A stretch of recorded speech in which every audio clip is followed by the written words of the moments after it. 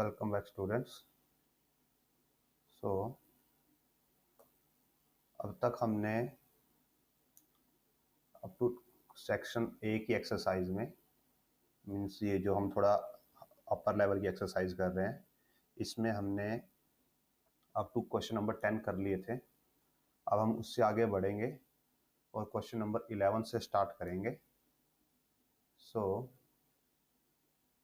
अगर आपका पिछली एक्सरसाइज में कुछ डाउट हो तो आप बता सकते हैं कमेंट करके। जो हमारी लास्ट वीडियो थी उसके कमेंट में आप डाल सकते हैं कि अगर आपको कोई डाउट है तो हम उसको वहाँ पे कॉपी कवर करेंगे। सो लेट्स स्टार्ट, आगे बढ़ते हैं क्वेश्चन नंबर 11 से।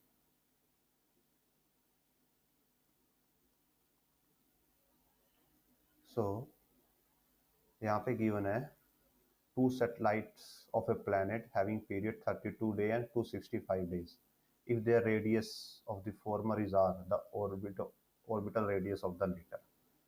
सो सिनेरियो क्या है कि दो सैटेलाइट हैं। तो सपोज कीजिए कि ये मेंशन्ड प्लैनेट है, ये पहले की ऑर्बिट है and this is second orbit.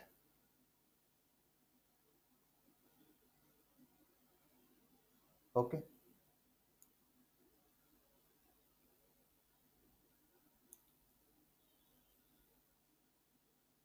ये मेंशन्ड प्लैनेट है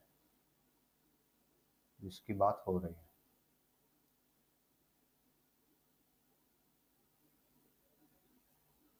यहाँ पे पहला सैटेलाइट है, यहाँ पे दूसरा सैटेलाइट है। ठीक है, इसको हम बोल देते हैं सैटेलाइट 1, इसको बोल देते हैं सैटेलाइट 2। अब जो डिस्टेंसेस हैं तो वो भी रिस्पेक्टिवली ऐसे ही होंगे, यहाँ से लेके यहाँ तक। तो ये होता है, और ऐसे ही यहाँ से लेके यहाँ तक। तो ये हो जाएगा डिस्टेंस 1 और इसको हम बोल देते हैं R1 और इसको बोल देते हैं R2। ओके, जो ये S1 रिवॉल्व कर रहा है इसके रिवोल्यूशन का अपना एक टाइम पीरियड होगा, और वो जो टाइम पीरियड गिवन है वह 32 डेज। S1 के लिए गिवन है टाइम 32 डेज।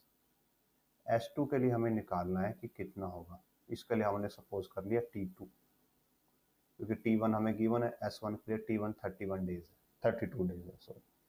तो जो हमारे पास केपलर्स का लॉ है उसके अकॉर्डिंग क्या होता है, T² is proportional to R3। तो ये दोनों के लिए वैलिड रहेगा। T1² is proportional to R1³ and T2² is proportional to R2³। अब अगर आप यहाँ पे इन दोनों को डिवाइड कर दें, T1² bye T2² equal to R1³ bye R2³, और फर्दर आप इसको ऐसे लिख सकते हो T1 by T2 whole square is equal to R1 by R2 whole cube. Okay, तो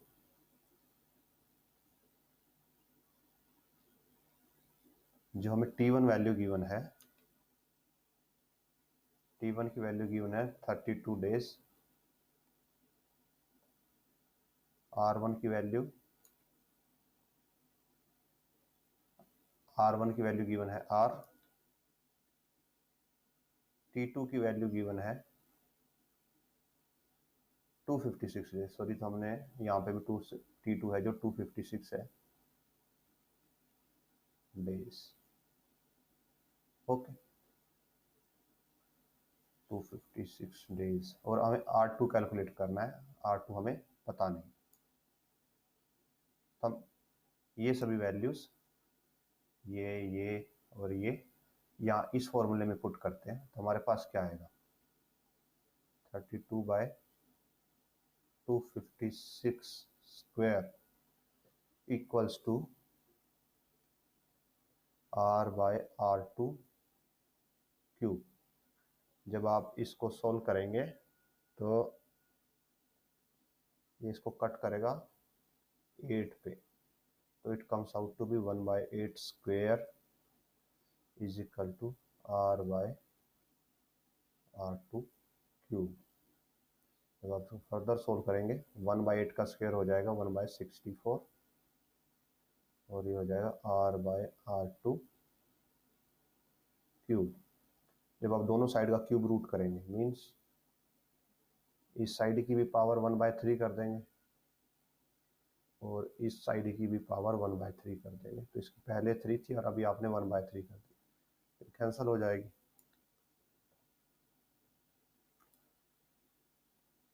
तो आपके पास बचता है ये, सॉरी 1/64 था, 1/60 की पावर 1/3 होता है मीन्स क्यूब रूट, 64 का क्यूब रूट होता है 4, 4 इंटू 4 16 इंटू 4 64। सो ये आ जाएगा r2, एंड r2 की वैल्यू क्या आएगी 4 टाइम्स r। तो ये आपका सोल्यूशन आ जाएगा कि जो सेकंड सैटेलाइट है ये डिस्टेंस 4 टाइम्स r है जो इसके डिस्टेंस है। ये वाला डिस्टेंस r था तो ये वाला आ जाएगा 4r। तो अभी हम चलते हैं 12th क्वेश्चन पे।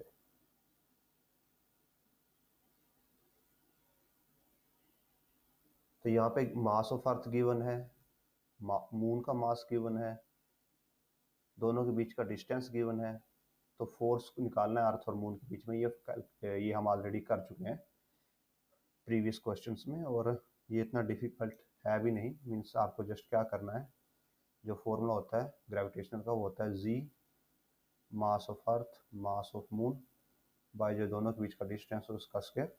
सभी वैल्यूज आपको गिवन है, जी की वैल्यू गिवन है, आपको वैल्यू पुट करनी है और सोल्व करना है। 13th, if the distance between two masses increased by the factor of 4, by what factor would the mass of them to be altered so maintain the same gravitational force?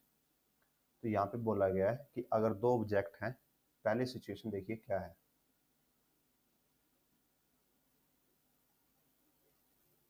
ये पहली situation है, m1 है, एक मास m2 और दोनों के बीच का distance d है। ये स्टार्टिंग सिचुएशन है जिसको हम बोल देते हैं a। उसके बाद क्या कर दिया गया, डिस्टेंस को 4 टाइम बढ़ा दिया गया। तो सेकंड सिचुएशन आई m1 4d m2। इस सिचुएशन में ग्रेविटेशनल फोर्स क्या होगा, g m1 m2 by d square. Okay,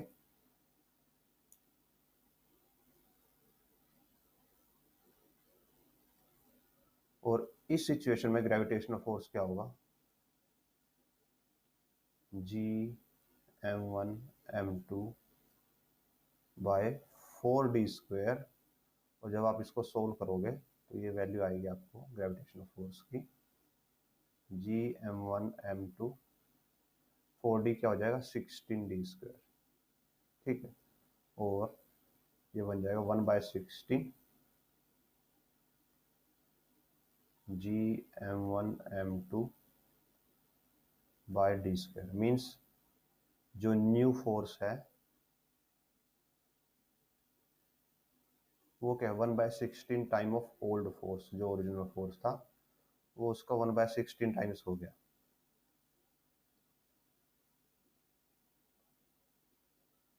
तो अभी क्वेश्चन क्या आस्क किया गया है कि आपको मास को, जो मास है उसको कितना बढ़ाना पड़ेगा कि फोर्स सेम रहे। तो मास को अगर आपको कितना बढ़ाना पड़ेगा कि फोर्स सेम रहे,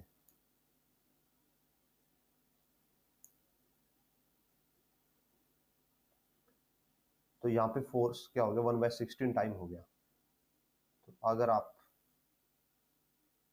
if we increase one of the mass by 16 times. अगर हम एक मास को 16 गुना बढ़ा दें तो क्या होगा, जो थर्ड सिचुएशन बनेगी हमारे पास, सपोज हमने m1 को 16 टाइम बढ़ा दिया और ये है 4d। ओके, तो अब फोर्स कितना आएगा, G 16m1 m2 by 4d² comes out to be, 16 को आगे ले आइए, gm1 m2 बाय 16d² और ये कैंसिल हो जाएगा,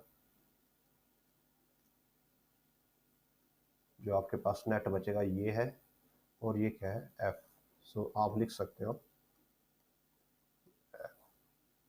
तो अगर आप 16 टाइम बढ़ा देते हैं मास को, किसी भी एक मास को, वो आप m1 को बढ़ा लो या m2 को बढ़ा लो, बस एक को बढ़ा लो, या आप क्या कर सकते हो कि बोथ मासेस को 4 टाइम्स बढ़ा सकते हो। मींस सपोज कीजिए अगर हम m1 m2 की टेबल बनाने लगे, यहाँ पे m1 और m2 हमें टोटल बनाना है 16 टाइम्स, ठीक है।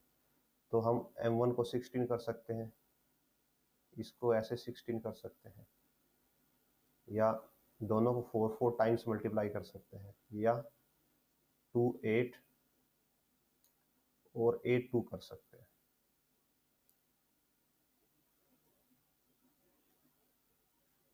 ये कर सकते हैं, हम किसी भी रेशियो में बढ़ा सकते हैं, प्रोवाइडेड कि दोनों की मल्टीप्लिकेशन 16 बने। ओके, तब हम, ये हो गया 13th क्वेश्चन। हम अभी 14th क्वेश्चन की तरफ जाते हैं।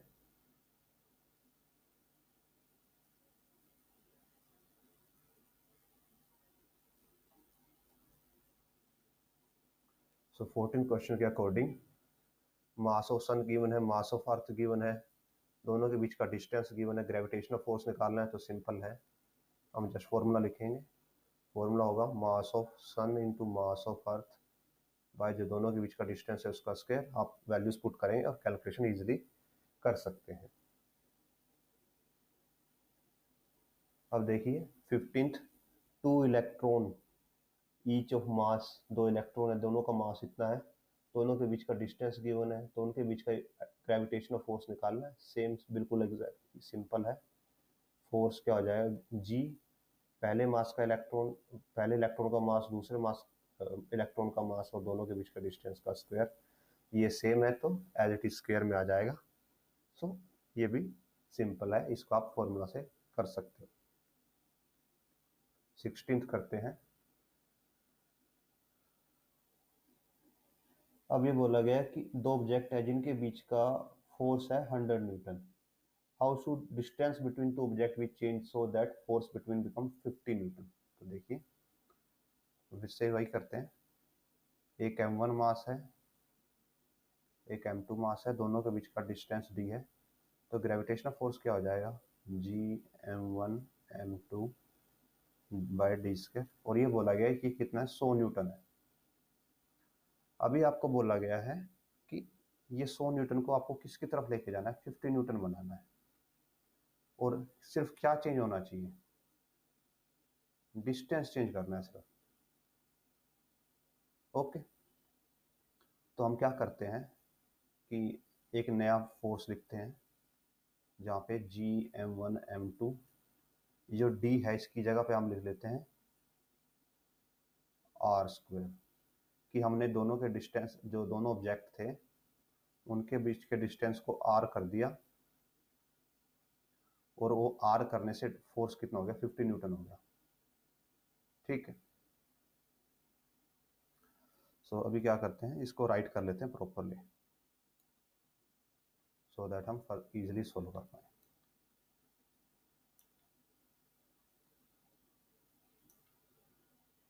सो ये वाली इक्वेशन और ये इक्वेशन को दोनों को राइट करते हैं। पहली इक्वेशन क्या है, gm1 m2 by d² is equal to, ये गिवन है 100 न्यूटन। और दूसरी इक्वेशन है gm1 m2 by r square is equal to 50 newton. हमें यहाँ पे आर की वैल्यू निकालनी है, तो क्या करते हैं, दोनों इक्वेशनों को एक दूसरे से डिवाइड कर देते हैं। ये इक्वेशन नंबर 1 है, ये इक्वेशन नंबर 2 है। डिवाइड 1/2। तो जब आप डिवाइड करोगे by d square by GM1 M2 by r square is equal to 100/50। ये दोनों एक दूसरे से कैंसिल होंगे, आर स्क्वायर ऊपर आएगा, डी स्क्वायर नीचे आ जाएगा। R square by d square is equal to, ये कैंसिल होके आएगा 2। आप यहाँ से लिख सकते हो r square is equal to 2D square and r is equal to √2 times d. Okay, तो हमने डिस्टेंस को बढ़ा दिया कितने टाइम, √2 टाइम्स। उससे आर स्क्वायर 2D स्क्वायर बन जाएगा और जो फोर्स है वो हाफ हो जाएगा। तो ये था 16th क्वेश्चन। अभी हम 17th क्वेश्चन करते हैं।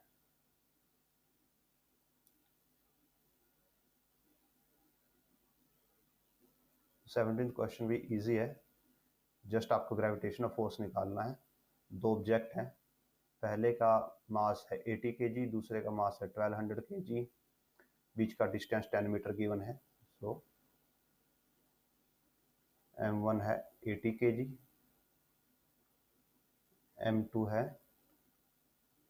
1200 kg और जो डिस्टेंस गिवन है वो है 10 मीटर। तो जो ग्रेविटेशनल फोर्स का फॉर्मूला होगा वो GM1 M2/d² होगा। सो G की वैल्यू 6.67 10⁻⁻11, M1 80, M2 1200 और बाय 10 स्क्वायर इज 100। इसको आप कट करके और जो कैलकुलेशन आएगी वो करके आप आंसर लिख सकते हैं इजीली, आपके पास आंसर आ जाएगा। मीन्स इसको आप लिख सकते हैं ऐसे 6.67 इंटू, इसको आप फर्दर कैलकुलेट कर लीजिए तो आपको आंसर मिल जाएगा। 18th क्वेश्चन करते हैं। 18th क्वेश्चन में गिवन है calculate the force of attraction between earth and sun given the mass of earth and the sun and average distance. तो ये हम ऑलरेडी कैलकुलेट कर चुके हैं, आपको प्रीवियस एक्सरसाइज में ऐसा क्वेश्चन मिल जाएगा तो आप वहाँ से कर सकते हैं। अब हम 19th करते हैं। Calculate the gravitational force on a body of mass 1 kg lying on the surface of earth given the mass of earth is 6 × 10⁻24 है ये एंड रेडियस इज 6400 किलोमीटर। सो यहाँ पे मास ऑफ अर्थ गिवन है 6 × 24, मास ऑफ ऑब्जेक्ट गिवन है 1 kg और वो अर्थ के surface पे है, तो डिस्टेंस कितना हो गया 6400 किलोमीटर। अभी देखिए इस क्वेश्चन में कंसेप्ट ऐसे है कि हम अर्थ ड्रॉ कर लेते हैं।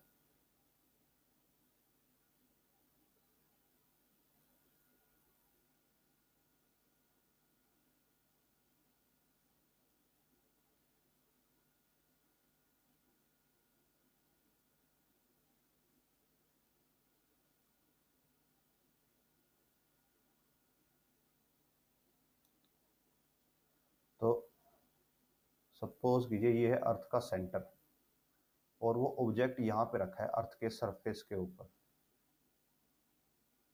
ठीक है। तो जो ये डिस्टेंस होगा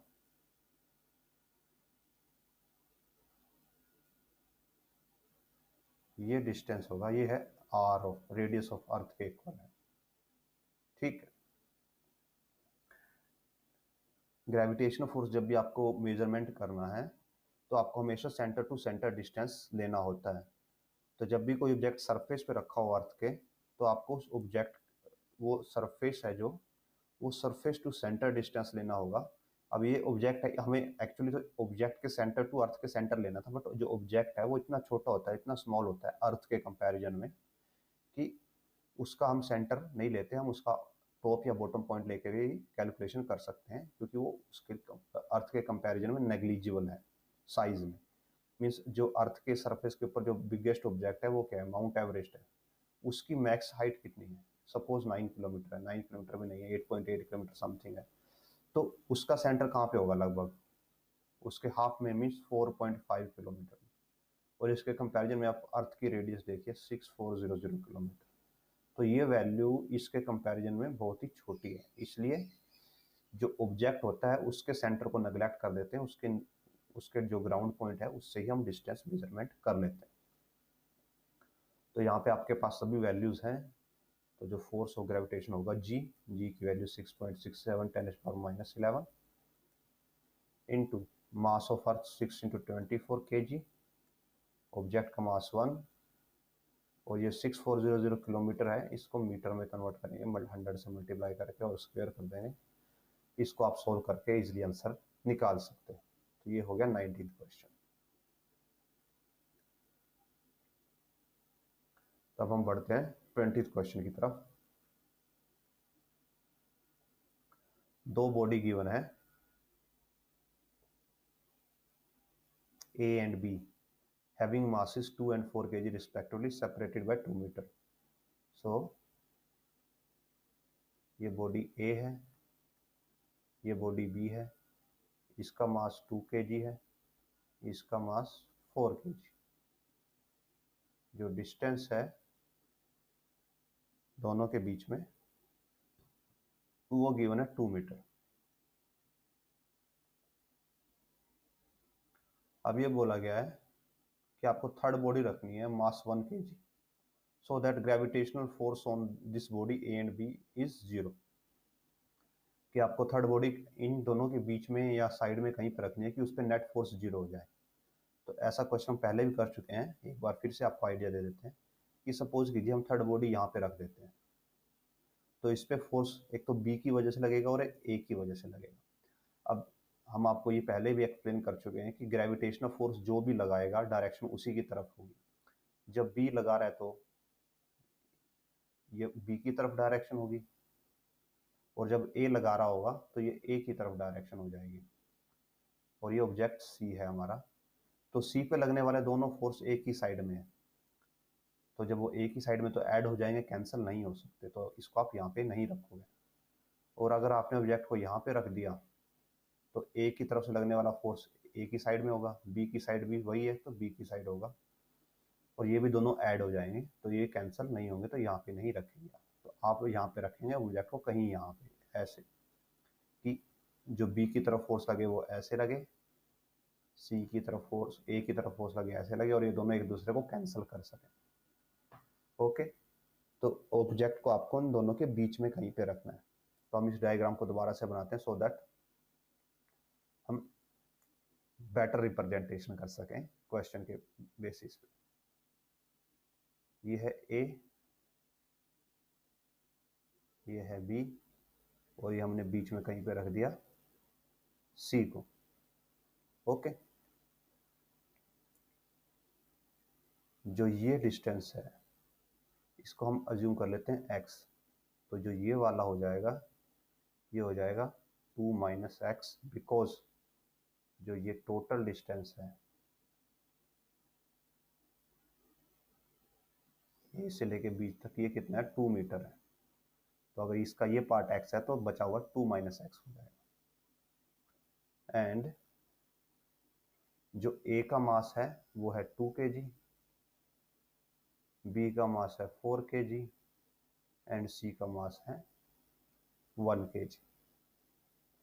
तो जो a c पे फोर्स लगाएगा वो होगा ऐसे a की तरफ, इसको हम बोलेंगे force on C by A, FCA। जो बी लगाएगा सी पे फोर्स वो होगा बी की तरफ, और इसको हम बोलेंगे force on C by B. अब ये दोनों क्या है, ग्रेविटेशनल फोर्स हैं। ये दोनों क्या है, ग्रेविटेशनल फोर्स। तो जस्ट आपको इनकी वैल्यू कैलकुलेट करनी है और दोनों को इक्वेट करना है, और जब आप इनको इक्वेट करेंगे तो आपको यहाँ से x की वैल्यू मिल जाएगी। सो लेट्स सी कैसे। जो एफ सी ए होगा उसकी वैल्यू आएगी जी, एफ सी ए की बात कर रहे हैं तो ए और सी आएगा, mass of A 2, mass of सी 1, दोनों के बीच का डिस्टेंस है एक्स और स्क्वायर। ये हो गया। अब F C B, C B के केस में सी और बी की बात होगी तो जी टाइम सी का मास 1, बी का मास 4 और डिस्टेंस है 2 माइनस एक्स स्क्वायर। अब हम दोनों को इक्वेट कर सकते हैं तो यहाँ से आएगा 2g by x square is equal to, यहाँ से आएगा 4g 2 माइनस एक्स स्क्वायर, जी से जी कैंसिल हो जाएगा और ये 2 4 को 2 पे कैंसिल होना पड़ेगा तो हमारे पास बचेगा 1 by x square is equal to 2 by 2 minus x square. Okay, तो अब क्या करते हैं, दोनों साइड का स्क्वायर रूट ले लेते हैं। तो इस साइड का स्क्वायर रूट 1 बाई एक्स होगा, 1 का स्क्वायर रूट 1 होता है, एक्स स्क्वायर का एक्स हो जाएगा, 2 का स्क्वायर रूट रूट 2 होगा और यहाँ से स्क्वायर हट जाएगा तो ये बचेगा 2 माइनस एक्स, क्रॉस मल्टीप्लाई करके root 2 x is equal to 2 minus x, ये एक्स इधर प्लस में आ जाएगा इज इक्वल टू 2, ऐड करेंगे कॉमन लेके और यहाँ से x की वैल्यू आ जाएगी 2 बाय रूट 2 प्लस 1। इसको आप फर्दर सोल्व कर सकते हो रैशनलाइज करके ऐसे, तो आपके पास ये वैल्यू बचती है 2 इंटू रूट 2 माइनस 1 और जो रूट 2 होता है वो 0.41 होता है तो इसको अगर आप फर्दर सोल्व करोगे तो ये हो जाएगा 1.41 minus 1, 2 into 0.41 and it comes out to be x की वैल्यू 0.82। ओके, तो ये आ जाएगा x। सो ये कवर होता है आपका क्वेश्चन नंबर 20। ओके, तो अब हम आगे बढ़ते हैं। अब हमें क्वेश्चन नंबर 21 पे यहाँ से हम स्टार्ट करेंगे।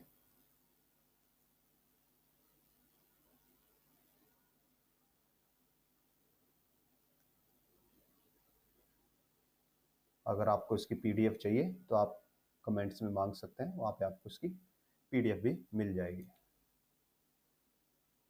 So question number 21।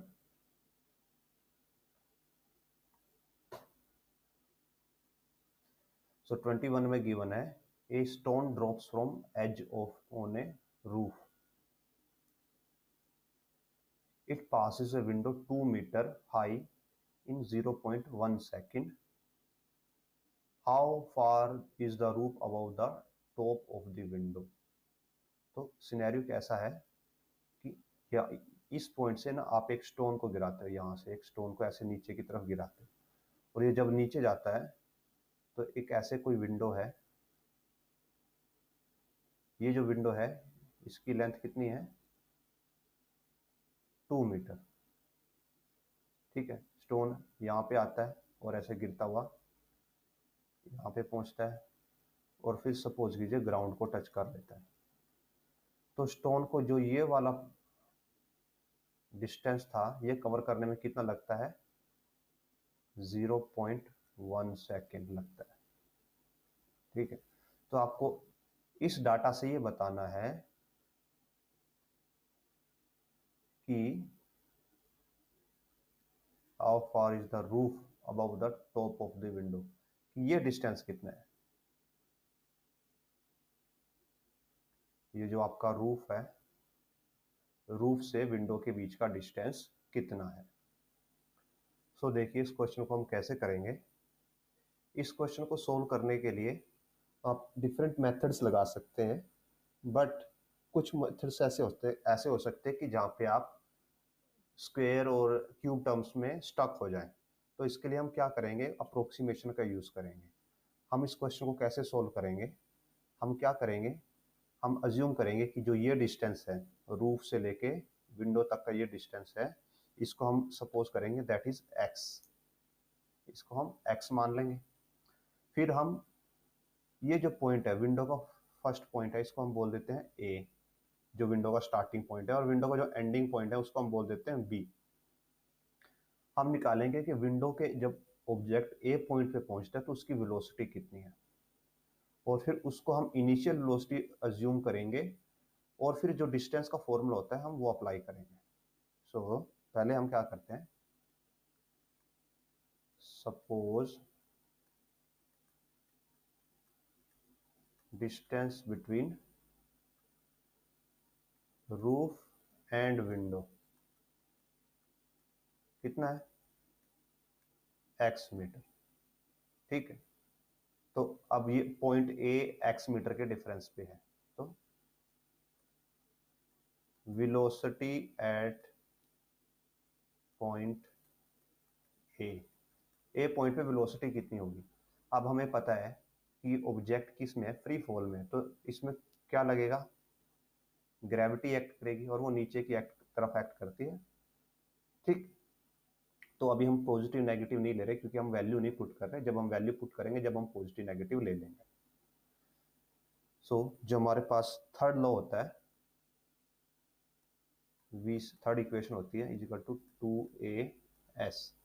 अब देखिए, जब ऑब्जेक्ट यहां से स्टार्ट होगा तो उसकी इनिशियल वेलोसिटी क्या होगी, 0 मीटर पर सेकेंड। ठीक है, क्योंकि ड्रॉप किया गया है, थ्रो नहीं किया गया, ड्रॉप किया जाता है तो इनिशियल वेलोसिटी 0 होती है, तो यहाँ पे जी तो यू 0 हो गई।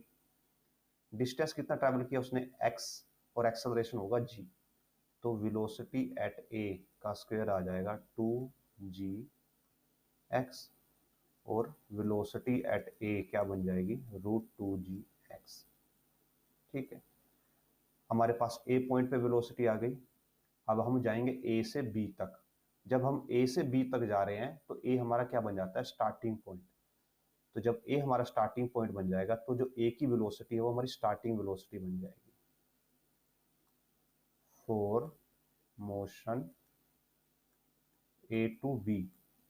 हमारी स्टार्टिंग वेलोसिटी क्या बन जाएगी, जो a पॉइंट पे वेलोसिटी थी, तो यहाँ पे यू ए बन जाएगी स्टार्टिंग वेलोसिटी, और ये हो जाएगी जो हमने अभी कैलकुलेट किया है, √2gx। ओके, अब हमारे पास जो सेकंड इक्वेशन होती है, s is equal to u t plus half g t square, हम ये अप्लाई करेंगे। अब देखिए, ए से बी तक जब हम गए तो हमने कितना डिस्टेंस ट्रेवल किया, 2 मीटर डिस्टेंस ट्रेवल किया, तो s की वैल्यू आ गई 2। स्टार्टिंग वेलोसिटी कितनी है, √2gx। टाइम कितना लगा, 0.1 सेकेंड लगा था। ये आप अगर ऊपर से दिखाएंगे हम आपको, ये रहा 0.1 सेकेंड। सो 0.1 सेकेंड टाइम लगा था, मीन्स 1/10, तो टाइम हो जाता है 1/10 plus half g as it is, और टाइम 1/10 है तो 1/10 का स्क्वायर हो जाएगा 1/100, तो यहाँ पे आ जाएगा 2। इसको हम इस साइड ले आते हैं और ये माइनस हो जाएगा, -g/200 equal to √2gx/10। Okay, अब देखिए, हमें ये पता है कि g की वैल्यू हम मैक्स कितना लेते हैं, g की वैल्यू हम 10 लेते हैं नॉर्मली। ठीक है, तो अगर हम 10/200 कर दें तो ये कितना आएगा, 0.05। ठीक है, अब चाहे ये माइनस हो चाहे ये प्लस हो, पर ये वैल्यू बहुत छोटी है 2 के कंपैरिजन में, तो हम इस वैल्यू को क्या कर देते हैं, नेग्लेक्ट कर देते हैं, क्योंकि इससे कोई इतना बड़ा फर्क नहीं पड़ने वाला, क्योंकि इसकी वैल्यू बहुत स्मॉल है, ताकि हमारी कैलकुलेशन ईजी हो जाए। वरना हम इसको माइनस करेंगे 1.995 कुछ ऐसे आएगा, या 2.05 आएगा अगर हम जी की वैल्यू का नेगेटिव यूज करते हैं, तो हम उसको नेग्लेक्ट कर रहे हैं, सो दैट हमारी कैलकुलेशन ईजी रहे, और अप्रोक्सीमेट में चलते हैं तो ये 2 ही रहेगा, इक्वल्स टू √2gx/10। ये 10 ऊपर आ जाएगा तो बन जाएगा 20 is equal to √2gx। Okay, दोनों साइड का स्क्वायर कर देते हैं, 20 का स्क्वायर हो जाएगा 400, और इधर का स्क्वायर हो जाएगा 2gx। अब g की वैल्यू को पुट करते हैं, -10। और इधर इसको कट कर देते हैं 200। So 200 is equal to G x, G की वैल्यू क्या है -10। So 200 by -10 is equal to x. तो एक्स आता है -20 मीटर। माइनस क्यों आया? क्योंकि हम नीचे की तरफ जा रहे हैं, ठीक, तो इसलिए एक्स की वैल्यू नेगेटिव आ रही है। सो इन शॉर्ट जो एक्स है, जो डिस्टेंस है वो है रूफ से उसका विंडो का, वो है 20 मीटर। तो जो ये हमारे पास ये डिस्टेंस है ये 20 मीटर है, और हम ऊपर से नीचे की तरफ आए इसलिए वैल्यू नेगेटिव आएगी। ओके, तो अभी हम नेक्स्ट क्वेश्चन की तरफ बढ़ते हैं।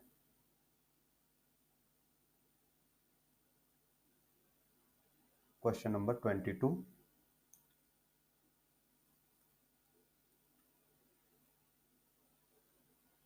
अब देखिए यहाँ पे गिवन है स्टोन ड्रॉप किया गया ऊपर से। सो ड्रॉप किया गया तो स्टार्टिंग वेलोसिटी क्या हो जाएगी? 0 metre per second. How long does it take to fall 4.9 metre? How fast does it move at the end of the fall? How fast does it move at the end of 7.9 metre? What is its acceleration after 1 and 2 second?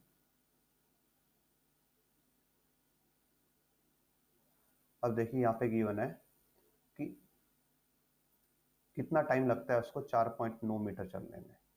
तो हमारे पास distance का formula होता है, और देखिए यहाँ पे acceleration लगेगा, एक्सेलरेशन ड्यू टू ग्रेविटी, और उसकी वैल्यू नॉर्मली हम 4.10 लेते हैं, बट यहाँ पे 9.8 लेंगे बिकॉज ये इन्होंने 4.9 यूज किया है। 4.9 का डबल होता है 9.8। तो अब यहाँ पे कैलकुलेशन इजी करने के लिए हम 9.8 मीटर स्क्वायर लेंगे। तो हमारे पास जो डिस्टेंस का फॉर्मूला होता है वो होता है UT plus half A T square. तो पहले इन्होंने दिया 4.9 मीटर डिस्टेंस, 4.9, स्टार्टिंग वेलोसिटी 0 है तो ये टर्म तो 0 हो जाएगी, प्लस हाफ, एक्सेलरेशन है -9.8 इंटू टाइम स्क्वायर। अब ये देखिए ये नीचे की तरफ आया, फॉल किया, मीन्स डाउन आया, तो डाउन आया तो डिस्प्लेसमेंट ये नेगेटिव होगा। ऑब्जेक्ट ऐसे नीचे आया है तो ये वैल्यू नेगेटिव होगी। तो इसको आप एडजस्ट करते हो, 4.9 into 2 by -9.8 is equal to T square, और 4.9 इंटू 2 9.8 ही होता है, तो ये कैंसिल कर देंगे, माइनस माइनस कैंसिल हो जाएगा, टी स्क्वायर बचेगा 1 सेकेंड 1, और टी आएगा 1 सेकेंड। अब ये गिवन है how fast it move at the end of its fall, कि जब ये अंतिम फॉल हो, जब ये लास्ट में गिर रहा होगा तो कितनी इसकी वेलोसिटी होगी। तो अभी हमें ये नहीं पता कि उसकी हाइट कितनी है, कितनी हाइट से वो गिर रहा है। तो सपोज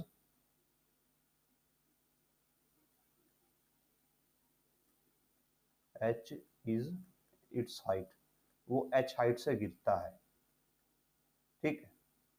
तो उस केस में क्या हो जाएगा, जो हमारे पास थर्ड इक्वेशन होती है v square minus u square is equal to 2gs। तो यहाँ पे वी स्क्वायर फाइनल वेलोसिटी होगी, u 0 है तो ये 0 हो जाएगा, 2 g एज इट इज, और s की जगह पे h आ जाएगा, तो जो फाइनल वेलोसिटी होगी वो हो जाएगी √2gh। जब हमें ये पता होगा कितनी हाइट से गिर रहा है तो हाइट की वैल्यू पुट करके हमें वेलोसिटी मिल जाएगी, ठीक है। और ये नेगेटिव आएगी क्योंकि यहाँ पे g की वैल्यू नेगेटिव पुट होगी, और सॉरी पॉजिटिव ही आएगी बिकॉज g और h ये दोनों एक दूसरे को नेगेटिव करके पॉजिटिव कर देंगे। ओके, तो हम आगे बढ़ते हैं। How fast does it move at the end of 7.9 metre? तो पहले 4.9 पूछा था, अभी 7.9 पूछा है, तो जस्ट यहाँ पे हम क्या पुट कर देंगे 7.9। तो सिमिलरली ये सेम चीज एज इट इज हो जाएगी, जस्ट आपको 4.9 की जगह 7.9 पुट करना है, और ये एज इट इज बस आप जस्ट कैलकुलेट कर लीजिएगा। ये आ जाएगा -7.9/2 into 2 -9.8 is equal to T square. आप इसको कैलकुलेट करेंगे, सोल्व करेंगे तो आपके पास टाइम की वैल्यू आ जाएगी। नेक्स्ट पार्ट पे जाते हैं।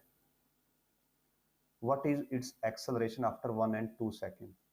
सो देखिए यहाँ पे एक्सेलरेशन क्या लग रहा है, जी लग रहा है एक्सेलरेशन ड्यू टू ग्रेविटी, और ये कांस्टेंट रहता है हमेशा, तो पहली सेकंड पे भी इतना लगेगा, दूसरी सेकंड पे भी इतना ही लगेगा। अब हम आते हैं क्वेश्चन नंबर 23 पे, इसको क्लियर कर लेते हैं।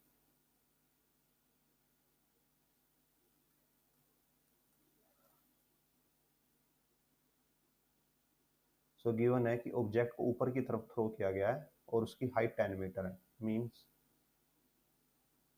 अगर ये ग्राउंड है, ऐसा क्वेश्चन हम शायद ऑलरेडी कर चुके हैं, तो ऑब्जेक्ट को ऊपर की तरफ फेंका गया, ऑब्जेक्ट ऐसे जाता है और सपोज यहाँ पे जाके वो वापस आना स्टार्ट कर देता है, तो जो ये हाइट है, ये हाइट है 10 मीटर। ओके, तो ये बताना है कि किस वेलोसिटी से ऊपर थ्रो किया गया था और उसको ऊपर जाने में कितना टाइम लगा। ठीक, तो देखिए स्टार्टिंग में ऑब्जेक्ट यहाँ पे था, स्टार्टिंग में ऑब्जेक्ट ग्राउंड पे था, तो स्टार्टिंग डिस्प्लेसमेंट यानी आप बोल सकते हो इनिशियल डिस्प्लेसमेंट थी उसकी 0। फाइनल वो जब हाईएस्ट पॉइंट पे पहुंच गया तो फाइनल डिस्प्लेसमेंट होगी 10, और ये ऊपर की तरफ है तो पॉजिटिव है, तो नेट डिस्प्लेसमेंट हो जाएगी final minus initial, 10 minus 0 is equal to 10 metre. तो एस की वैल्यू आ गई हमारे पास 10 मीटर। तो अगर हम थर्ड लॉ लगाएं और यहाँ पे देखिए एक्सेलरेशन ड्यू टू ग्रेविटी होगा, वो नीचे की तरफ ही एक्ट करेगा, तो क्या होगा उसकी वैल्यू, उसकी वैल्यू क्या आएगी, negative -10 metre per second square. Okay, तो देखिए अगर हम इसमें लगाएं v square minus u square is equal to 2g/s, final velocity तो क्या हो जाएगी 0, क्योंकि यहाँ पे जाके वो रुकता है, तो v तो है 0 मीटर पर सेकेंड।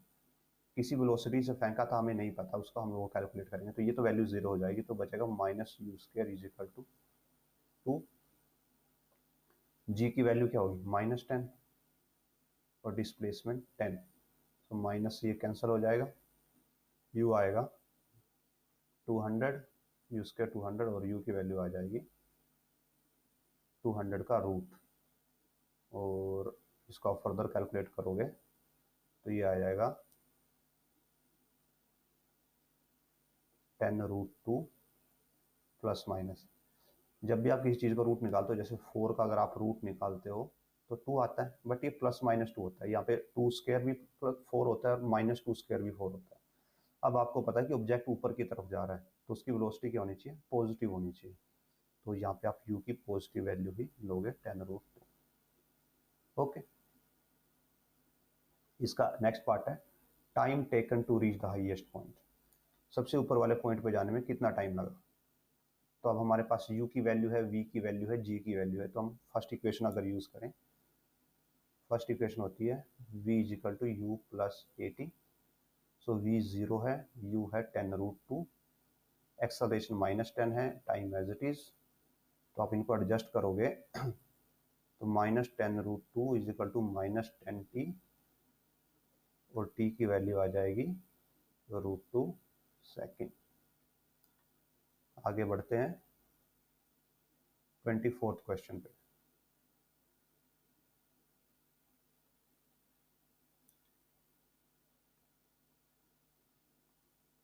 तो 24th क्वेश्चन में गिवन है फोर्स ऑफ 2 kg वेट, तो फोर्स कितना गिवन है, 2 kg वेट गिवन है। अब देखिए वेट के अंदर फोर्स गिवन है, तो इसको हमें किसमें, न्यूटन में कन्वर्ट करना पड़ेगा, और न्यूटन में कन्वर्ट करने के लिए इसको ग्रेविटी से मल्टीप्लाई कर देते हैं, एक्सेलरेशन ड्यू टू ग्रेविटी से हम तो 10 से मल्टीप्लाई कर देते हैं, तो ये हो गया 20 न्यूटन। ठीक, और यहाँ पे 4.9 है, तो हम इसको 9.8 से ही करते हैं, सो दैट कैलकुलेशन डिफिकल्ट ना हो, तो ये हो जाएगा 19.6 न्यूटन। कितने मास पे लगता है, 4.9 kg मास पे लगता है। ठीक है, तो एक्सेलरेशन निकालना है, तो फोर्स का फॉर्मूला होता है मास इंटू एक्सेलरेशन। फोर्स कितना है, 2 इंटू 9.8, ये वाला ये फोर्स है। मास कितना है 4.9 इंटू और एक्सेलरेशन 4.9 9.8 को 2 पे कैंसिल करता है, तो यहाँ से एक्सेलरेशन आ जाता है 4 metre per second square. Okay, question number 25 करते हैं। Force of 20 Newton act on a body of 9 point, body weight is 9.8 Newton. अब देखिए यहाँ पे रिवर्स कर दिया गया, जस्ट यूनिट में कंफ्यूज किया जा रहा है। फोर्स 20 न्यूटन है और वेट है कितना, 9.8 न्यूटन में वेट गिवन है। अब अगर आपको केजी में गिवन है और आपको न्यूटन में जाना है, तो आप क्या करते हो, मल्टीप्लाई 9.8 और 10 करते हो। और अगर आपको न्यूटन में गिवन है और आपको केजी में जाना है, तो आप क्या करते हो, डिवाइड 9.8 और डिवाइड बाय 10 करते हो। तो यहाँ पे वेट है 9.8 न्यूटन में गिवन है, आपको वेट किलोग्राम में चाहिए, तो आप इसको क्या करोगे, 9.8 से डिवाइड कर दोगे, तो ये आएगा 1 किलोग्राम। जस्ट सोल्व हो गया। अभी फोर्स का फॉर्मूला होता है मास इंटू एक्सेलरेशन। फोर्स 20 है आपके पास, मास 1 है, into acceleration means acceleration 20 metre per second square. Okay, तो अब हम जाते हैं क्वेश्चन नंबर 26 पे। सो अकॉर्डिंग टू 26, एक बॉडी है जिसका weight 10 kg on surface of earth, what will be its mass and weight at the centre of earth. तो देखिए, सपोज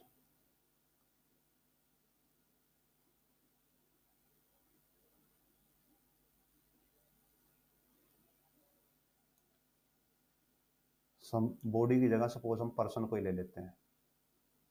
ये पर्सन है और ये है सेंटर ऑफ अर्थ। हम हमेशा सरफेस के ऊपर रहते हैं, आपके क्रस्ट के ऊपर, ठीक है। तो यहाँ पे इसका वेट है 10 kg। तो ये बताना है कि जब वो इधर आ जाएगा, सेंटर पे आ जाएगा, तो उसका वेट कितना होगा और उसका मास कितना होगा। सो फर्स्ट ऑफ ऑल, अगर वेट कितना है, 10 kg है, ठीक, तो मास कितना है, क्योंकि यहाँ पे जो वेट है वो किलोग्राम में गिवन है, तो मास भी उतना ही होगा, ठीक है। बट अगर पर्सन ये खुदाई करके मीन्स किसी तरीके से सेंटर ऑफ अर्थ पे पहुंच जाता है, तो वहां पे जी कितना हो जाता है, तो जो जी की वैल्यू होती है, मीन्स आप नॉर्मली फोर्स ही निकालो अगर ग्रेविटी का, तो दोनों के बीच के डिस्टेंस पे डिपेंड करता है। जैसे आप सेंटर के पास जाते जाओगे, डिस्टेंस कम होता जाएगा और बाद में डिस्टेंस कितना हो जाएगा, जीरो। तो something by zero is infinite और नॉट नोन, और you are a part of its object itself. तो यहाँ पे आपका जो वेट है वो कितना हो जाता है, जीरो हो जाता है। ओके, और मास एज इट इज रहता है, तो मास में कोई फर्क नहीं पड़ता कभी। How much would a 70 kg man way on moon, what will be the mass of earth and moon. तो ये गिवन है कि मून के ऊपर एक पर्सन है जिसका मास के अर्थ के ऊपर मास 70 kg है, तो ये 27 ले लेते हैं हम। तो मास ऑन अर्थ है 70 kg। और हाँ, इस क्वेश्चन में कभी किसी बुक्स में आपको ऐसे हो सकता है कि गिवन है कि आपको वेट गिवन हो कि इनफाइनाइट हो जाएगा या नॉट नोन, बिकॉज यहाँ पे जो डिवाइड बाय जीरो है वो टर्म आ जाती है कि समथिंग बाय जीरो, तो नॉट नोन। बट एक्चुअली क्या होता है कि जैसे आप अंदर जाते हो तो ग्रेविटी की वैल्यू रिड्यूस करती जाती है, बिकॉज जो मास है जिसकी वजह से ग्रेविटी लग रही है वो अर्थ का ये वाला मास है जिसकी वजह से ग्रेविटी लग रही है। तो आप इससे इसके अंदर जाते जाते हो तो यहाँ पे ग्रेविटी रिड्यूस होती जाती है, तो वेट जीरो हो जाता है। So coming to back to 27, earth पे मास 70 kg है, तो मून पे मास बताना है और मून पे जी की वैल्यू गिवन है। तो देखिए, जो अर्थ पे मास होता है वो क्या होता है, mg, और mg की वैल्यू गिवन है, और यहाँ पे हम अर्थ ले रहे हैं तो ग्रेविटी ऑफ अर्थ ले रहे हैं। 70 kg। तो यहाँ से मास कितना आ जाएगा 70 bye gravity of earth. Similarly आप यहाँ पे भी कर सकते हो कि अगर जब यहाँ पे आपको इसका मास निकालना था तो आप इसको कर सकते हो मास इंटू एक्सेलरेशन की वैल्यू 10 ले ली तो 10, और आगे इसको आप सोल्व कर सकते हो। ठीक है, सो एक मिनट।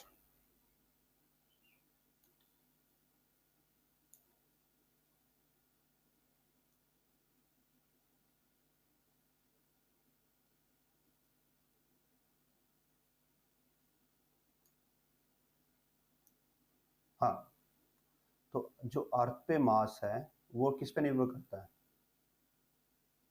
फोर्स पे, सॉरी वेट। जो वेट होता है वो फोर्स होता है एक्चुअली, और फोर्स किस पे निर्भर करता है, ग्रेविटी पे। सो आप ऐसे लिख सकते हो फोर्स ऑन अर्थ, और इससे बना सकते हो weight on earth depend on gravity on earth. तो वेट ऑन मून किस पे डिपेंड करेगा, ग्रेविटी ऑन मून पे डिपेंड करेगा। तो अगर आप यहां से रेशियो निकालोगे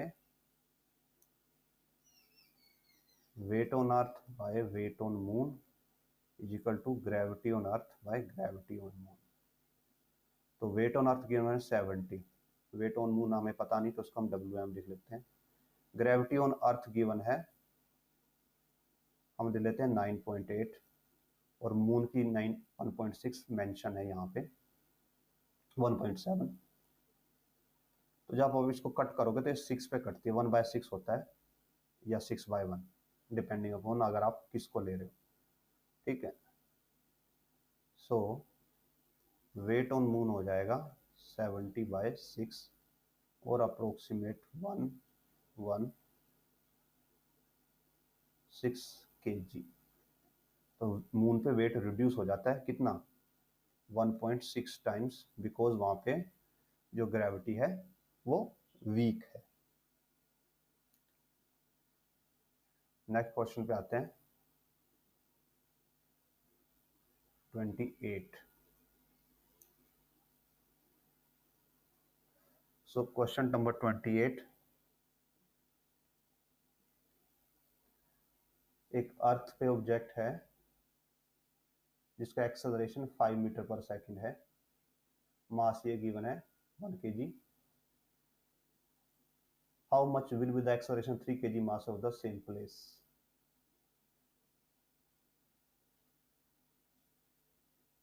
तो देखिए थोड़ा सा ट्रिकी बना के दिया क्वेश्चन को कि अगर मास 1 kg है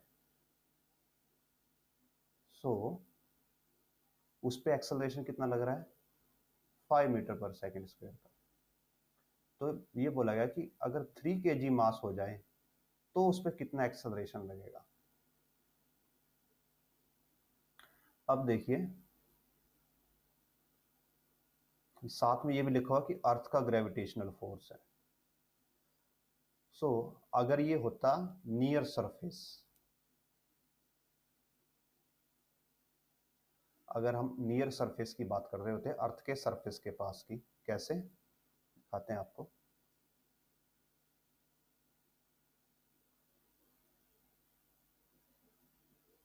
ओके, सो सपोज ये अर्थ है और उसका सरफेस है, ये हमारा सरफेस है।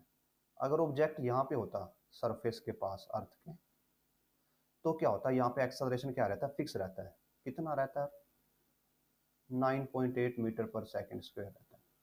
अब अगर आप अर्थ से बहुत दूर हो जाओ तो वहां पे ये जो 9.8 मीटर पर सेकंड स्क्वायर की ये अप्रोक्सीमेशन वैल्यू है, मीन्स हमने अप्रोक्सीमेट किया था। कैसे अप्रोक्सीमेट किया था, ये डेरिवेशन आप देख सकते हैं हमने पहले की हुई है वहां पे, कि हमने ये माना था कि जो ऑब्जेक्ट की हाइट है वो बहुत ही कम होगी रेडियस के कंपैरिजन में, इसलिए उसको इग्नोर कर देते हैं और वहां से हमारे पास कांस्टेंट वैल्यू आ जाती है। बट अगर ऑब्जेक्ट बहुत ही दूर हो, means many time of the radius दूर हो, तो वहां पे ये वैल्यू फिक्स नहीं रहेगी, वहां पे ये वैल्यू चेंज होती जाती है। तो वहां पे हमें पहले कैलकुलेट करना होता है फोर्स, और फोर्स से फिर हम एक्सेलरेशन निकालते हैं। तो ये वही सिनेरियो है जहां पे ऑब्जेक्ट कहीं बहुत दूर है, इसलिए वहां पे वेरिएबल एक्सेलरेशन होगा। तो हम क्या करते हैं फोर्स निकालते हैं। फोर्स होता है मास टाइम एक्सेलरेशन। अगर 1 किलोग्राम के साथ एक्सेलरेशन 5 का है तो फोर्स कितना हो जाएगा? 1 किलोग्राम फोर्स, एक्सेलरेशन 5 है तो 5 न्यूटन का फोर्स लग रहा है। तो अगर 3 kg का ऑब्जेक्ट भी उसी प्लेस पे जहाँ पे 1 kg का ऑब्जेक्ट है तो इस पे भी 5 न्यूटन का फोर्स लगेगा। तो अगर फोर्स 5 न्यूटन है और फोर्स का फॉर्मूला होता है मास टाइम एक्सेलरेशन, अब मास 3 किलोग्राम हो गया तो एक्सेलरेशन क्या हो जाएगा? 5/3 मीटर/सेकेंड स्क्वायर। ठीक है, आपको यहाँ पे सिर्फ ओनली अर्थ देख के कांस्टेंट वैल्यू नहीं पुट कर देनी, क्योंकि ये जो सीन है ये अर्थ से बहुत दूर का सीन है। मीन्स ये जो डिस्टेंस है ये ज़्यादा है कंपैरेटिवली इसके मैनी टाइम्स। तो यहाँ पे ग्रेविटी जो वैल्यू है वो कांस्टेंट नहीं रहती। तो आपको क्या करना है, आपको मास एंड एक्सेलरेशन गिवन है तो इससे आपको क्या करना है, फोर्स बनाना है, और फिर इस फोर्स को आपको इक्वेट करना है जो न्यू मास गिवन है आपको और न्यू एक्सेलरेशन, वो आपको उससे मिल जाएगा। ओके, तो अब हम करते हैं क्वेश्चन नंबर 29 में गिवन है पार्टिकल को ऊपर फेंका जाता है 50 मीटर की वेलोसिटी से। What will velocity at highest point of journey.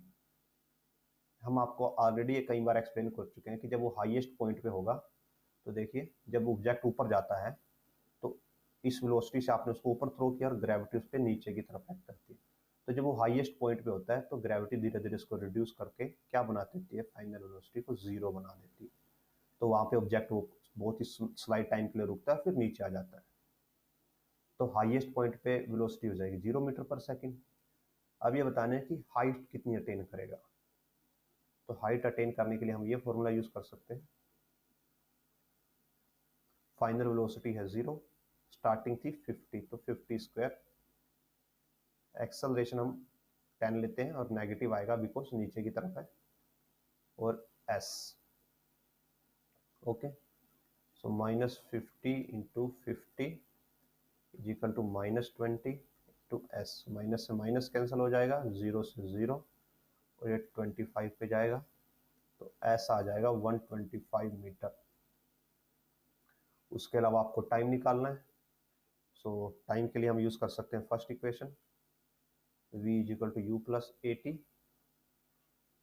Final velocity 0 है, स्टार्टिंग 50 है, एक्सेलरेशन कितना है -10, टाइम t है तो -50 इज इक्वल टू -10t, और यहाँ से टाइम आ जाएगा 5 सेकेंड।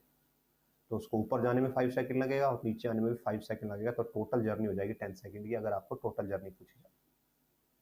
नेक्स्ट क्वेश्चन पे आते हैं। तो ये भी सिंपल है, ऐसा क्वेश्चन हम ऑलरेडी कर चुके हैं। दो मासेस गिवन है, उनके बीच का डिस्टेंस गिवन है, तो फोर्स ऑफ ग्रेविटी निकालना है। एग्जैक्टली आप बस सिंपल फॉर्मूला यूज कर सकते हैं 30th क्वेश्चन में, Gm1m2 बाय डिस्टेंस का स्क्वायर, आपके पास ग्रेविटेशनल फोर्स की वैल्यू आ जाएगी।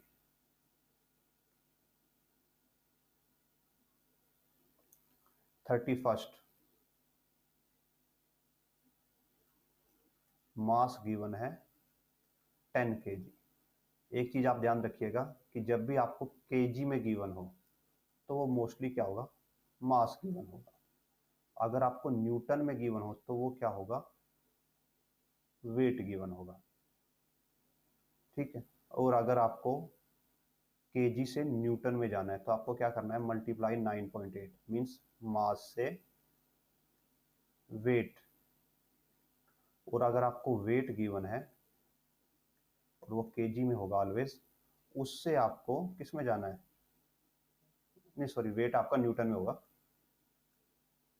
वेट अगर न्यूटन में गिवन है उससे आपको मास में जाना है, मास किलोग्राम में होगा, तो आप क्या करोगे, डिवाइड बाय 9.8। ठीक है, तो यहाँ पे मास गिवन है 10 kg, तो वेट निकालना है। मास गिवन है, वेट निकालना है। मास है 10, 9.8 से मल्टीप्लाई कर देंगे। 9.8 यहाँ पे क्या है, ग्रेविटी से मल्टीप्लाई कर देंगे। ठीक है, 10 भी ले सकते हो, तो ये हो जाएगा 98 न्यूटन। 32 सेकंड क्वेश्चन देखिए, उसका अपोजिट है। मास निकालना है, वेट गिवन है, तो वेट है 49 न्यूटन। तो न्यूटन में गिवन है, मास में आना है किलोग्राम में, तो हमें क्या करना पड़ेगा, 9.8 से डिवाइड करना पड़ेगा। तो 49/9.8, तो इसका पॉइंट हट के 10 ऊपर चला जाएगा और ये 2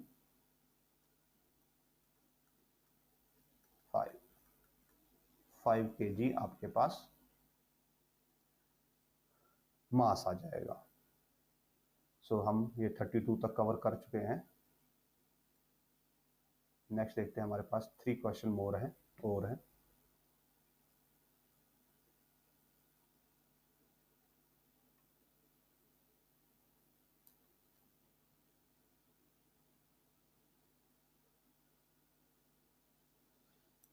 सो 33, ऑब्जेक्ट का वेट अर्थ के ऊपर 10 न्यूटन है, वेट ऑन अर्थ 10 न्यूटन है। तो मून पे बताना है कि उसका मून पे कितना वेट होगा। तो हमें ये पता है एक सिंपल सा formula, that weight on moon by weight on earth equal होता है gravity on moon by gravity of earth equal होता है 1/6 के। मीन्स मून पे ग्रेविटी भी 1/6 टाइम हो जाती है, तो वेट भी 1/6 टाइम हो जाएगा। मास नहीं चेंज होगा मून पे, बिकॉज मास ग्रेविटी पर डिपेंड नहीं करता, बट वेट करता है, तो वेट 1/6 हो जाता है। तो वेट ऑन मून हो जाएगा 10/6, और आप इसको लिख सकते हो 5/3, और मीन्स 1.66 न्यूटन। ओके, ये question number 33। So 34. If a planet exists whose mass is twice mass of Earth and radius is 3 times greater, how much 1 kg mass will weigh on the planet?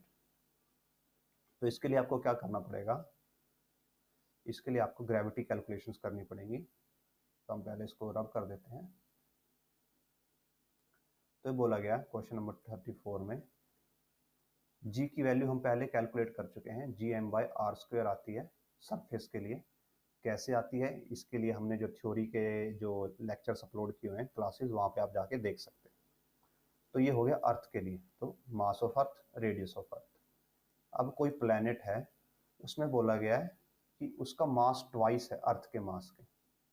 तो मास हो गया twice of earth mass, 2 times हो गया। और radius है 3 times, तो 3 times radius of earth, square कर दो। तो इसको जब सोल्व करोगे तो 2g mass of earth 3 square 9 RE square. Okay, तो जो ये वाली टर्म है, ये वाली टर्म, ये क्या है, ग्रेविटी ऑफ अर्थ। तो उस प्लेनेट की ग्रेविटी हो जाएगी 2/9 टाइम्स ग्रेविटी ऑफ अर्थ। तो अगर ये ग्रेविटी है तो वेट भी क्या हो जाएगा, weight of that planet, weight on that planet is equal to 2/9 times time weight on earth. तो अर्थ पे वेट कितना है, 10 न्यूटन। तो वो हो जाएगा, उस प्लेनेट पे वेट हो जाएगा 20/9 न्यूटन। मीन्स रिड्यूस ही होगा, क्योंकि ग्रेविटी भी 2/9 टाइम्स रिड्यूस हो गई। सो ये था 34th क्वेश्चन। लास्ट क्वेश्चन है जो हमारा 35, उसको कवर करते हैं।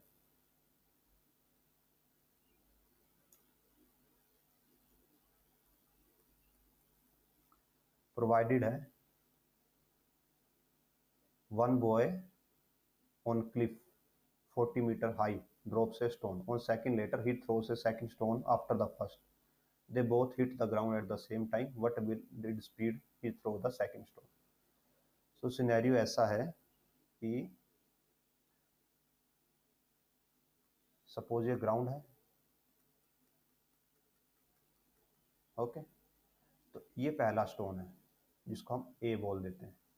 इसको तो ड्रॉप किया गया है, तो मीन्स इसकी इनिशियल वेलोसिटी है 0 मीटर पर सेकेंड। ये दूसरा स्टोन है जिसको हम बोल देते हैं बी, इसको नीचे थ्रो किया गया है, तो इसके पास वेलोसिटी है, हमें नहीं पता कितनी है। और जो टोटल हाइट है वो कितनी है, 49 मीटर। और साथ में ये भी गिवन है कि अगर इस वाले को टी नीचे जाने के लिए टी टाइम लगता है, तो इसको कितना मिला है, t-1 मिला है, बिकॉज इसको 1 सेकंड लेटर थ्रो किया गया, 1 सेकंड बाद में थ्रो किया गया और दोनों ने सेम टाइम ग्राउंड पे हिट किया। तो अगर इसको 5 सेकंड नीचे जाने में लगे तो इसको कितने लगे, 4 सेकंड लगे। ओके, तो हम पहले वाला है, इसके लिए हम लिख सकते हैं कि पहले वाले ने भी 49 मीटर कवर किया, दूसरे वाले ने 49 मीटर कवर किया। तो जो हमारे पास इक्वेशन होती है UT plus half A T square वाली,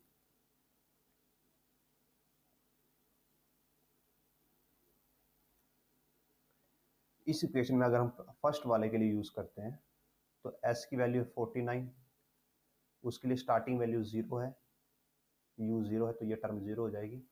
हाफ एक्सेलरेशन 9.8 लेते हैं बिकॉज उन्होंने 49 लिया है, 4.9 का डबल 9.8 होता है, सो दैट कैलकुलेशन इजी हो जाए। और टी स्क्वायर, इसको कट करेंगे तो ये आएगा 4.9, so 49 by 4.9 is equal to T square, और यहाँ से ये 10 देगा, so T square is equal to 10 and T is equal to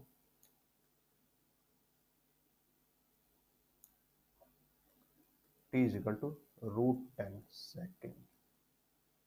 ठीक है, तो ये जो टी की वैल्यू आएगी वो अप्रोक्सीमेट आएगी 3.3 सेकेंड। ये वैल्यू 3.2 सेकेंड होगी, 3.2 सेकेंड। सो अगर पहली बॉल ने 3.2 सेकेंड लिए हैं नीचे जाने के लिए, तो दूसरी बॉल को तो इससे भी 1 सेकेंड कम मिला है, राइट? इस वाली को तो 1 सेकेंड कम ही मिला है, तो उसके लिए टाइम कितना हो जाएगा, इसके लिए टाइम हो जाएगा 2.1 सेकेंड। ओके, तो अगर हम ये यूज करें फिर से सेकंड बॉल के लिए, एस इज इक्वल टू, इसके लिए कोई वेलोसिटी थी इंटू टाइम 21/10 हो जाएगा,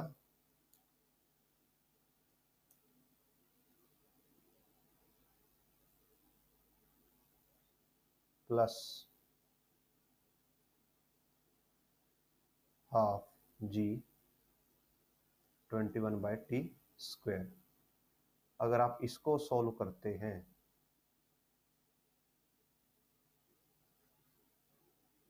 तो हम इनको सेपरेटली सॉल्व करते हैं। सो ये आ जाएगा हमारे पास 21u/10, इसको 9.8/2 करेंगे 4.9, 21/20 का स्क्वायर, सो ये 49 minus 4.9, 21/20 square is equal to 21u/10, और 21/20 अप्रोक्सीमेट 1 होगा, और जो 1 होगा उसको आप 4.9 से मल्टीप्लाई करोगे तो 4.9 ही आएगा अप्रोक्सीमेटली, मीन्स 5। ये सब कुछ कैलकुलेट होकर अप्रोक्सीमेट 5 के करीब जाएगा। तो अगर हम इसमें से 5 माइनस करें, क्योंकि हम अभी अप्रोक्सीमेट कैलकुलेशन कर रहे हैं, तो 44 आएगा 21u/10, और 44 into 10/21 is equal to u। तो यहाँ से अप्रोक्सीमेट वैल्यू आती है u की, that is 44 into 10, so approximately उसको 21 मीटर पर सेकंड की वेलोसिटी से नीचे की तरफ थ्रो किया गया। ये हमारे पास वैल्यू आती है टाइम की, सॉरी वेलोसिटी की, इनिशियल वेलोसिटी थ्रो करने की। तो यहाँ पे हमारी एक्सरसाइज कंप्लीट होती है। इसके बाद हमारे जस्ट इस चैप्टर की एनसीईआरटी एक्सरसाइज रिमेनिंग है। सो इसमें अगर आपको कुछ डाउट हो या आपको कोई रिक्वायरमेंट हो तो आप कमेंट में पोस्ट कर सकते हैं। और इसके अलावा अगर ये एक्सरसाइज से आपको हेल्प मिले अपनी कंसेप्चुअल अंडरस्टैंडिंग डेवलप करने के लिए, तो please like share and subscribe. Thank you.